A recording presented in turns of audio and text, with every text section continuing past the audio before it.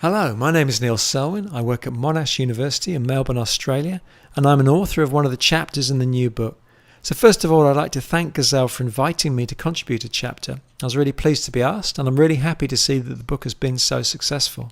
So in my chapter, I just make a really simple argument that we need more critical thinking about education and technology. And in particular, I look back at the work and the thoughts and the ideas of Neil Postman, who I see to be a key critic of digital media and technology from the 1980s and 1990s. And in my chapter, I make the argument that we can still learn much by thinking about what Neil Postman would make of the technologies of today. So I based the paper around 7 questions that Postman was quite keen to ask during the 1990s when making sense of the first computers and internet-enabled devices that were entering schools.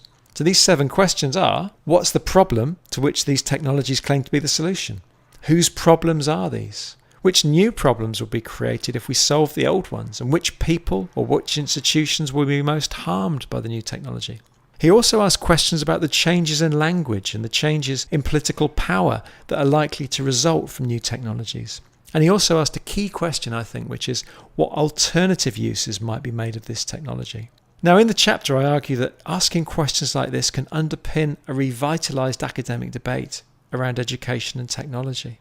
And I conclude the paper by arguing that if we take Postman's sentiment from 20 years ago, we can develop a research agenda and a writing agenda that's far more realistic and critically minded and publicly facing in its approach.